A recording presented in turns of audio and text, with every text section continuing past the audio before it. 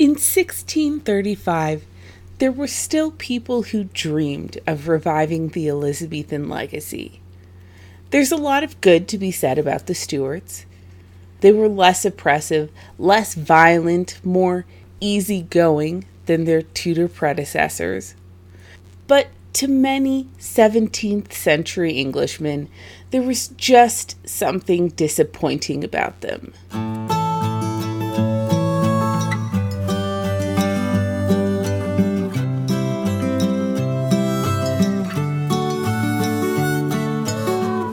England was no longer boldly leading the defense of Protestantism against the Spanish, ruled by a virgin queen surrounded by bold, dashing, romantic heroes.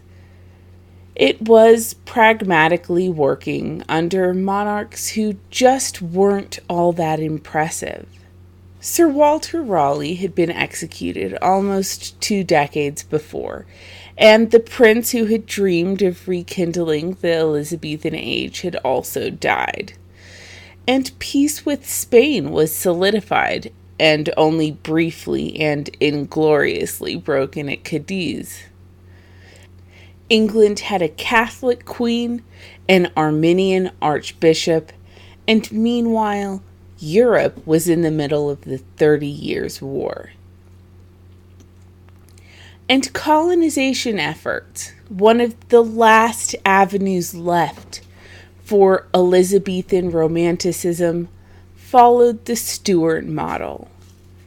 Even though Jamestown was founded just 4 years after Elizabeth's death by people who had begun their exploration and sailing while she was in power, it was a Stuart colony. Even today, there's a massive gap between how we perceive the Jamestown settlers and how we perceive the Elizabethan explorers, even though the two groups were essentially contemporaries. And there's a reason for that. Jamestown lacked the militant nature of Elizabethan ventures. Attempts to use Virginia as a privateering base were thoroughly rejected on both sides of the Atlantic, and that ended any aspirations of reviving the Elizabethan spirit in North America. New England colonies were explicitly founded to help promote Protestantism, but they had no aspirations of Elizabethan glory. By choice, they were too far from the Spanish to inflict real harm, and they focused instead on building a model society, only supporting the Protestant war effort via prayer and setting an example. But Elizabethan ideals endured. There were still people who remembered the good old days, including quite a few of the Providence Island investors. And they revived the vision in the colonial sphere. They weren't just going to build a nice little Protestant colony. They were going to the heart of the Indies, to the mouth of the Spanish, to set a foundation for English expansion that could directly threaten the Spanish Empire. Civilians were always necessary, but this was a vision that involved importing a number of captains and military officers. This was a vision that ideally involved privateering. And more fundamentally, it involved a military aspect to defending Protestantism. It was about bold actions, daring confrontation, and defeating the enemy. Tudor boldness that erred on the side of brutality was infinitely preferable to Stuart peacemaking, to Stuart meekness that erred on the side of weakness. Without its empire, Spain was nothing. Chipping away at that was the Elizabethan dream, and it was a dream that the Providence Island Company was built on. Not only was it nicely situated to enable future American expansion, It was perfectly located to attack the single richest Spanish shipping route, without which the Spanish treasury would be drained within a year. Its members included those who had tried to use Virginia as a privateering base, like the Earl of Warwick, whose father had also participated in Raleigh's attempted colonization of Guyana. And one of its prominent settlers was closely related to Roanoke Governor Ralph Lane. The location was selected to annoy the Spanish. In fact, it was perfectly located to attack the single richest Spanish trade route, the route which funded a huge percent of the Spanish economy. Of course, they got their charter a week before the permanent peace with Spain was finalized. Their letters of marque, which legalized privateering, had stayed operational only temporarily while the king was unsure that the peace would last. There was still plenty of opposition to Spain within England, both among Protestants who saw Spain as the great enemy, and among both Catholics and Protestants who preferred to focus on peace with France. But there was only one way to get more letters of marque. If the Spanish attacked the colony, they could apply for letters of reprisal, which granted them the right to privateer until they'd recouped the cost of what the Spanish had taken or destroyed. Elfrith had tried to provoke such an attack before the fortifications were complete, but he'd been confined to the island because of it. But he was far from the only person in the colony or the company with that dream. But in 1635, the colony was struggling along. The company was trying to find a replacement for Bell, whose 3-year term was up and who didn't seem up to the task they'd given him. Sherard's accusations of his authoritarian tendencies particularly alarmed them. Bell complained that he wasn't being paid the wages or given the servants that he'd been promised, and the company continued to promise both without delivering. Sherard continued to be belligerent, and when the company was presented with accusations that his refusal of the sacrament had enabled servant unrest, which then led to failed crops, they sent Sherard a letter chastising him and telling him that they hoped that he understood just how high a censure that excommunication was, and saying that it was something that should be tenderly used and not lightly removed, rather than something to be implemented on a whim. Slaves made up the growing labor shortage, but quite a few of them were Catholic. Portuguese missionaries spent time in Africa, and the slaves had either escaped from or been stolen from the Spanish. Well, Puritan colonists weren't going to accept that, so they destroyed all crucifixes and any other Catholic images that the slaves had, much to their horror. Servants were also upset with their lives on the island. Many of them had been Barbadosed or kidnapped and forced into indentured servitude, and they faced rougher treatment from Providence Island military settlers than they would have in England or expected to in America. Plus, they had no promise of land or profit after their term was up. Rishworth emerged as the colony's main agitator against slavery. After being kicked off and reinstated to the council, he began secretly visiting with the Africans promising to attempt to win their liberty and, whether explicitly or not, encouraging them to escape. He was ordered to stop, but continued, even selling items to servants and slaves without their master's knowledge. In spring, a group of slaves and servants stole a canoe and made their way to the mainland. The slaves said they wanted to get back to their land in Central America, and the servants agreed. This is no way to live. If you want to get back to your land, we're going.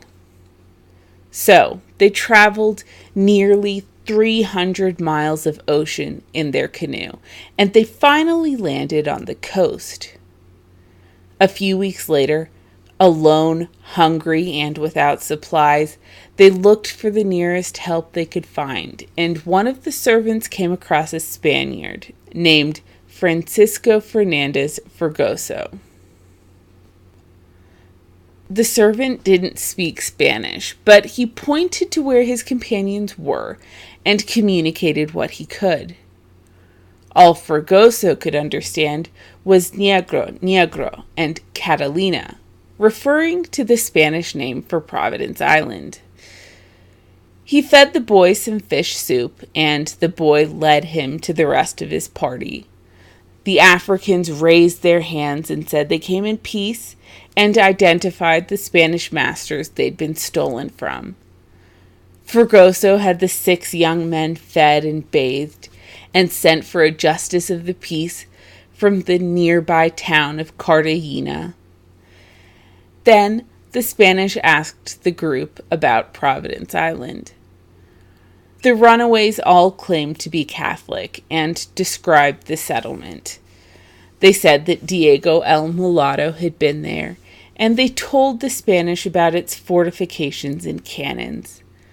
The Africans complained about the destruction of rosaries and crosses, and they all said they were tired of eating potatoes, which the Spanish were amusedly disgusted to hear they were eating raw. This news, though, was alarming for the Spanish. The location was dangerous, and if they were entertaining privateers like Diego el Mulatto, they could devastate the Spanish economy. But legally, they couldn't just attack. The Spanish Empire was bureaucratic, so they had to inform Madrid of the discovery and ask for permission to attack. And the Spanish king wasn't ready to commit to that. He had his hands full with pressing problems in northern Italy, France, Germany, and Flanders. But a few months later, there was a lull, with the most pressing issues resolved, and he turned his attention to the West Indies. Eliminating the threat, he decided, was worth the risk to peace with England. He ordered it destroyed, and a fleet assembled in Cartagena to do just that. Back in Providence Island, rumors of imminent attack began to circulate. The Caribbean was a network of island colonies and people sailing from place to place, so news traveled fast. Settlers asked Bell for permission to leave, but Bell refused, telling them that if they left, they'd be even more likely to be captured and to end up being Spanish slaves. Their best chance was to fight. Axe was in charge, the island was fortified, and they had weapons. Bell also approached the island's remaining slaves and told them that if the colony survived this battle, he'd let them have their freedom. One day in July, the colonists saw 3 ships in the main harbor. 250 Spanish troops landed, and they pushed their way forward toward the settlement. The settlers pelted them with musket fire, and they retreated. After regrouping, they advanced again, but again they were repelled by the muskets. And a third time. The two sides stood off with each other, and the Spanish commander sent a scout to Fort Warwick under a flag of truce, with a letter telling the English to surrender on the penalty of piracy, removing all doubt that defeat meant extermination. And Bell responded with a contender for the most endearingly in character response I've ever heard. He explained that according to his orders, he would need authorization from his London investors before abandoning the island. He would write permission they would leave within a year, but until then, he was obliged to defend company property from all trespassers. Of course, the Spanish weren't going to agree to those terms, but they also couldn't get to Fort Warwick. So they retreated, reloaded onto their ships, and went to the northern side of the island, which Axe had left virtually unfortified because it was naturally so difficult to approach. There was a thin neck of land connecting the main island to a smaller island, and it was extremely difficult to sail against the current. As the Spanish sailed, Axe realized what they were doing and ordered the colonists to drag their cannons north. They fired the cannons as the Spanish tried to approach the island and fired their own cannons back. The fighting was fierce, but the Spanish simply couldn't gain the upper hand. They rode at anchor for about another week as musket fire and rough seas damaged their ships. But they ultimately gave up and sailed back to Cartagena. The colonists had repelled their first Spanish attack. I mean, I don't think it's even possible to overstate how relieved they must have been. They had grown up hearing the stories of Fort Caroline and of Raleigh's Trinidad colony. They'd seen firsthand what had happened on Association Island. They had chosen to go to the colony, which was modeling itself on the most romantic of Elizabethan ideals, but the very real risk associated with that is that they faced more danger of Spanish extermination than any colony had in nearly 4 decades. And especially for the civilians and servants who had never fought in any sort of battle. How relieved must they have been? And the company was equally ecstatic, not to mention deeply impressed with their settlers. They even wrote off all outstanding fines for drinking and cursing, and they gave Rishworth and Halhead 100 weight of tobacco each as thanks for rallying the island's servants and slaves. And then they applied for the right to privateer. This could change everything. Through their nominal governor, the Earl of Holland, the investors petitioned for redress, explaining to the Privy Council that Providence Island had strategic value for the English, and that the Spanish had actually made multiple attacks on Providence Island, especially if you included the assault on the Seaflower off the Florida coast. This was Holland's job. He had court connections and a good relationship with the king. He didn't put any work into the colony, didn't pay anything, but was promised to share in any profits and prizes, just so they could have him around in case they needed him to get the king's support for something. So, through Holland, they told the king about this extraordinarily strategic location and the fact that it was strong, fortified, and had a strong military presence with trained and armed civilians, though not as many people as they needed. And then they explained that they hadn't been able to profit from the venture, which cost thousands a year. They explained that the colonists had threatened to desert, and that the Dutch were interested in buying the colony if they couldn't afford to keep it. This uniquely, individually, amazingly strategic island going. Their petition actually came at a convenient time. In 1635, France had entered the 30 Years' War, siding against Spain. This was a good opportunity for the English to forge an alliance with one or another, and both Henrietta Maria and the Earl of Holland were pushing the king to ally with France. And English privateering in the West Indies would make that alliance more attractive to the otherwise stronger France. The king had once hoped for an alliance with Spain, but that had never actually materialized.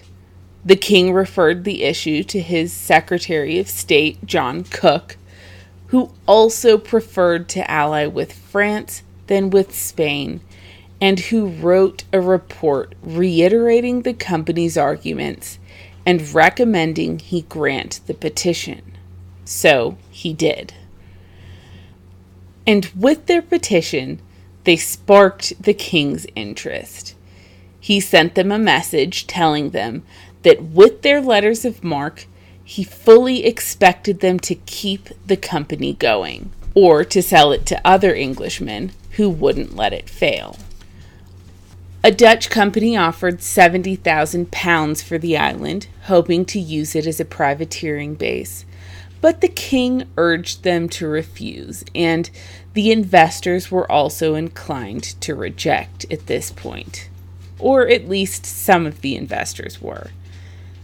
The company was even deeper in debt by now, £46,000 to be precise, with interest and continuing expenses bringing the real cost of continuing the venture to nearly £10,000. Privateering was an encouraging development, but that was a lot of money back then, and it was still that same very limited group of people trying to fund everything. So privateering or not, there were some serious discussions to be held. Some members were burned out. They had seen so many things that were supposedly going to save the colony or fund the colony that the promises rang empty at this point. They didn't want to invest anymore, no matter what. Lord Brooke offered to take the colony's entire financial burden upon himself on the condition that he set the colony's path going forward. Pym pushed the other investors to reject Brooke's offer and to put in more money or to bring in new investors. He pinned his argument on hopes that the king might give them the majority of the £10,000 they needed, but that was a bit of a stretch, considering that they were the very people who had fought hardest against the king on the subject of his own finances, bringing him to the verge of bankruptcy. They couldn't agree on exactly what to do, so they postponed a decision. They did, however, start preparing their privateering plans, and they replaced Governor Bell with Robert Hunt, though they kept Bell on the council and instructed Hunt to show him respect. Hunt was one of Brooke's protégés and a veteran of La Rochelle, and he recruited a handful of substantial men, including Frederick Johnson, Matthew Downes, and John Francis, to accompany him to Providence Island, where they were also added to the council. The civilians of the island weren't thrilled with the return to privateering, though, and they began to withdraw into their own private group, avoiding interaction with the military men at all. And Bell reneged on his promise to free the slaves. And of course, the Spanish were still out there. 3 months after the initial attack, the infuriated governor of Cartagena ordered the commander of the first attack to attack Providence Island again, but he didn't. Instead, he took a couple ships, sailed around the area for a month, and then returned to Cartagena and said that the English had left. The Spanish had every right to push the English out of the Indies, but Providence Island really was going to be hard to attack. There's not all that much to discuss this episode, because frankly it went pretty well for everyone. But there is a kind of a fun thought related to it. The thing is, there are a lot of what-ifs in early American history, but a common theme among them is what if the Elizabethans had been more successful? What if Roanoke had survived past its initial hardships? What if Prince Henry had survived to become king? Elizabethan exploration was the romantic ideal of colonization, and to a great extent it still is today. But it was the Stuart pragmatists who ended up enduring. Well, Providence Island gives us another chance to explore what might have happened with other Elizabethan colonies. It shared all major characteristics with Elizabethan exploration and settlement, and in fact it so fit in with the Elizabethan model that even a century after Providence Island fell, its name was listed alongside Raleigh, Drake, and the Elizabethans in anti-Spanish and pro-colonial rhetoric. It was only after the Spanish Empire had decayed and the threat it posed had faded that the memory of the Providence Island colony started to fade too. But at the same time, it enjoyed the advantages that Stuart colonies enjoyed, like existing under a peace-seeking monarch and having some experience and prior knowledge of what colonization entailed. This lets us ponder some of the Elizabethan-specific dynamics of interweaving intense military presence and privateering with civilian life and growth, things which all North American colonies, Stuart colonies, bluntly rejected. Even the insistence on keeping control firmly within London and within a smaller group of people harkened back to that Elizabethan model. And we obviously know it failed. Stuart colonies struggled, but Providence Island joined its predecessors in total collapse. Spanish threat aside, military and civilian populations found themselves increasingly at odds with each other, and this kind of seems like an inevitability. The interests of the two groups were completely antithetical to each other, one seeking danger and the other bearing a large portion of the risk for the other's danger seeking. It has been a recurring theme throughout the history of this time that soldiers and especially sailors came from a rougher environment with less regard for civilian populations. And that can only inevitably have increased tension in any colony which embraced the Elizabethan dual role.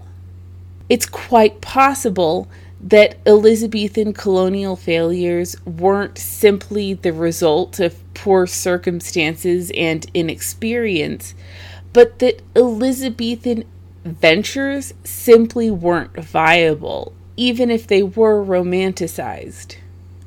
Even if Roanoke had survived in the long term, there's a very real possibility that it would have devolved into this type of a situation. And that brings us to the first of 3 reasons that Providence Island researcher Karen Ordall Cooperman cited as causing Providence Island to fail while the Chesapeake and New England succeeded. She devoted a large portion of her book to isolating what Providence Island did differently from successful American colonies, and she came up with 3 things. The first is the island's military presence, and specifically a military presence which was not controlled by the civilian population. All of New England and the Chesapeake placed civilian government above military order after just a few years. And that tradition endured for centuries as an American aversion to a standing army. But that didn't happen on Providence Island, and that caused problems. It was a massive difference between the failed Providence Island and successful colonial ventures. And as for Cooperman's other 2 reasons, we'll get to them next.